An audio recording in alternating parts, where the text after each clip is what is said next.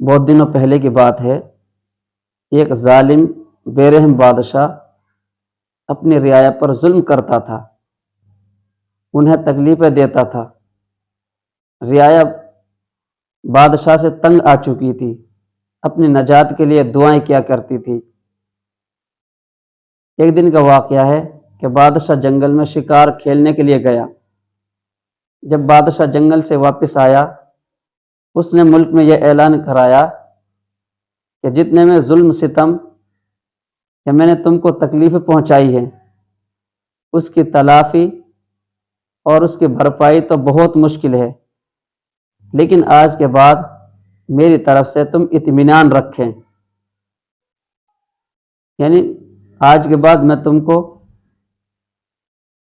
تکلیفیں نہیں پہنچاؤں گا، تم پر ظلم نہیں کروں گا اور تمہارے حق نہیں ماروں گا، بلکہ تمہارے حقوق ادا کرنے کی پوری کوشش کروں گا اور ملک اور قوم کی اور پوری رعایا کی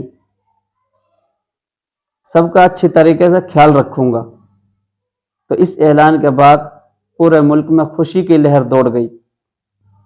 لوگ بادشاہ کی عادت سے واقف تھے، اس لیے انہیں یہ یقین نہیں ہو رہا تھا کہ اتنا ظالم اور بے رحم بادشاہ ایک دن میں اتنا کیسے بدل گیا۔ لیکن بادشاہ نے جو کہا وہ کر دکھایا، ملک اور رعایا کی بھلائی کے کام میں لگ گئے۔ اسی دن سے ملک اور رعایا کی بھلائی کے کام میں لگ گئے تو لوگ امن چین سے زندگی گزارنے لگے۔ ساری رعایا بادشاہ سے خوش تھی اور اسے دل سے چاہنے لگے اور بادشاہ کے لیے لمبی عمر کی دعائیں کرنے لگے اور اس کے حکومت کی باقی رہنے کے لیے بھی دعائیں کرنے لگے۔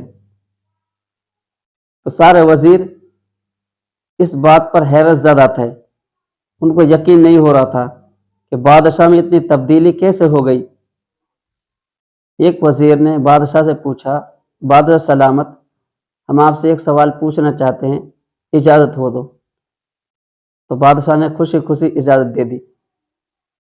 تو وزیر نے کہا کہ بادشاہ سلامت، جب سے آپ نے اعلان کیا ہے تب سے آپ ملک اور قوم کی بھلائی میں لگے ہوئے ہو، اس میں کیا راز ہے؟